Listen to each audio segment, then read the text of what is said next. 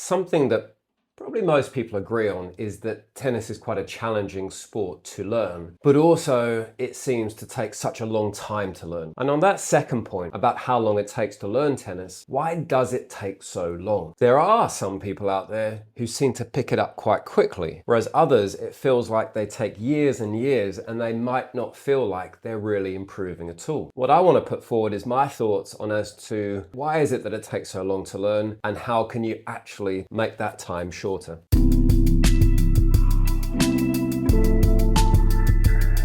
So probably most people who play at a club quite regularly might see some casual tennis players turn up and book a court. They come on and you can kind of see that they probably thought it would be easier than it is to just get the ball up and over the net. Even times where you sort of see a family turn up, they stay for about 20 minutes, hardly hit a ball backwards and forwards, and then they kind of disappear and you kind of think, they might not come again till next year or maybe never again. And I think the problem with this sport is that, yes, it's a sport, but it's quite unlike a lot of other activities which you can potentially pick up and start playing at least to a basic level almost immediately. Think other racket sports like badminton or pickleball or padel, for example. You're not going to master them, but you really can start playing them quite quickly, and within an hour you should be able to get that ball or that shuttlecock going backwards and forwards. In tennis, it feels like a totally different story. So the first thing I kind of look at is say, I think there are at least two different types of beginners. The first one, they might watch a lot of tennis, they might find tennis quite appealing, and they say to themselves, I'm going to do that and I am going to learn tennis. That type of person probably watches some YouTube videos. They might go to the club and the very first thing they do is go and approach a coach, and they kind of say to themselves, before I even start trying to hit a ball backwards and forwards, I'm going to learn some skills because I want to learn this. And that type of player, and I have met people like this, particularly in tournaments, people who've been playing for just 1 year, and they actually seem to have a lot of the fundamentals down because they tell me they've gone at it and said from day one, I decided to learn this game. The second type you could call kind of a casual starter. Maybe they're just looking for an activity. They're looking to keep fit. They're looking to meet some new friends or join a club. Or they may have a friend who plays tennis and says, you should come and play tennis with us sometimes. They kind of start it and they say, I'd like to try that, maybe I'd like to get into it, but they haven't quite said, I recognize or I'm going to learn it. I'm just going to start doing it. And there's nothing wrong with that. There's no criticism of this type of person or to say one is better than the other.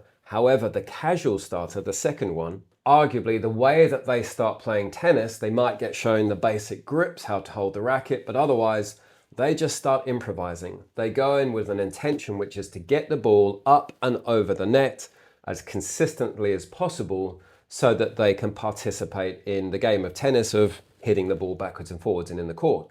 And at first they may meet some success, but then they can kind of feel quite quickly they plateau. They just don't seem to go on any further, even if they develop this sort of passion and desire and say, I want to get better. They seem to be held back. So why is this? So tennis, for pretty much anybody who's ever done this, we do see pictures of, for instance, when you watch Alcaraz when he was very, very young, he did seem to be quite natural. Federer as well, you see some early shots of him and they did seem to sort of take to this a little bit more easily.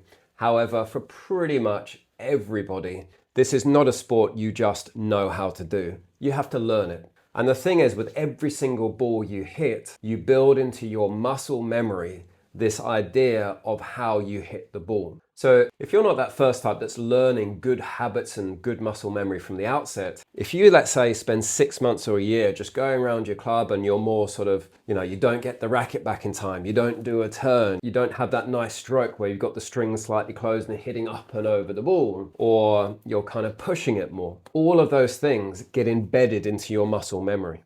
And you can fall into a muscle memory trap.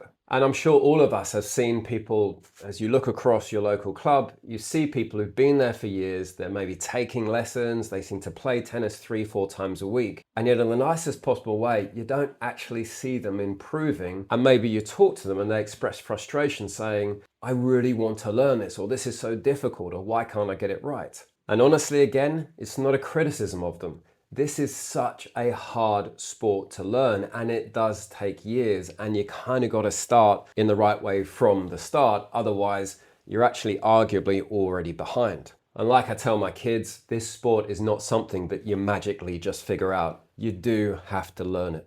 So then why is it that, we say this sport takes years to learn? Why does it take so much time? Well, actually, it kind of arguably doesn't. In theory, you can say for any new skill, and I've kind of tested this on my kids where we've been learning a component of a skill. Maybe it's getting into a proper power position. On the backhand, it's getting the proper single-handed backhand Eastern grip. I found, and it's sort of dangerous to use periods of time for this, but I found with my daughter it takes around 2 weeks or around 20 hours, but actually more specifically, probably around 4,000 to 5,000 repetitions of something to start embedding that in their muscle memory. And so if you actually think for most adults, they don't have the time to invest on court to go 3 or 4 times a week and drill and repeat. And so if you think for a lot of club players, if they're playing a doubles match, how many shots are they actually hitting in that doubles match? 50 forehands? 100? Is it even that much? And even then, it's not just about doing repetitions, it's doing repetitions of the right thing. And if you think about it there, if you hit 100 forehands wrong and you play 50 doubles matches, you've now done 5,000 repetitions of the wrong thing. That's now in your muscle memory. But what you also have to add to this is most adults, and arguably for juniors, when they really get into the tournaments, they're competing so frequently that there potentially is not enough time for them to embed a new skill between their competitive events, whether it's a weekly doubles match or a kid playing a tournament every 2 weeks. There may simply not be enough time for them to be able to refine their skill, get it in the muscle memory so they're confident. They don't have to think about it and they just do it. And I think this is something probably a key thing for me. If you're stuck on something or you feel like you're not getting better, it's potentially not because you're no good or you can't get the skill or you're not athletic or you're not suited for tennis. You probably just haven't put the reps in yet. So then from that, how can you learn faster? Because in theory, if you could say maybe over 20 hours or 5,000 reps, I can learn a new skill, then what could be a good template? Well, number one, I think for a lot of people, you've got to put aside this idea that every single match,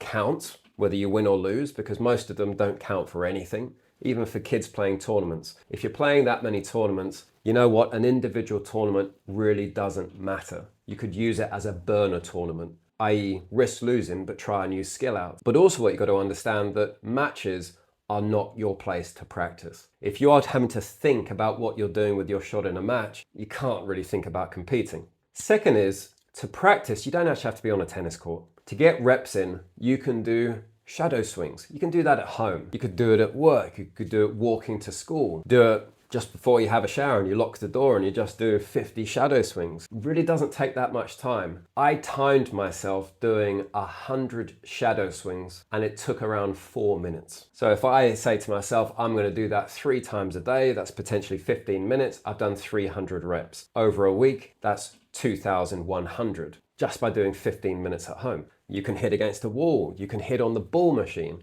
You can get a hitting partner and say, I am purely this week working on my forehand, and over the next month, all I am going to do is get my reps in. And that is all I'm going to do. And the great thing with this is if you do then start finding that you're losing matches because now you're focusing on technique, well, you know what? You need to embrace that and kind of say to yourself, was I doing it properly? Are my misses becoming good misses as I'm hitting the tape? It's just wide or just long, but I feel like it's coming. If it is, stick with it.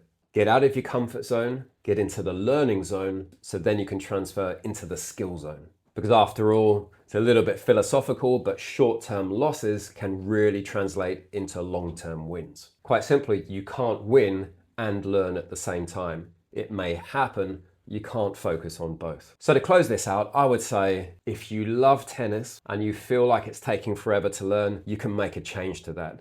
You can do it. But improvement isn't just about how many hours you spend at the club. It is about how you train your body to move. So as always, love to get your thoughts and comments on this because I don't think there's a single tennis player on the planet who hasn't either found that tennis is difficult and takes a long time to learn, or is one of those that actually says, I managed to do this in quite an efficient manner. And you know what? Your thoughts and comments will help other people, and it's great to have these discussions going on.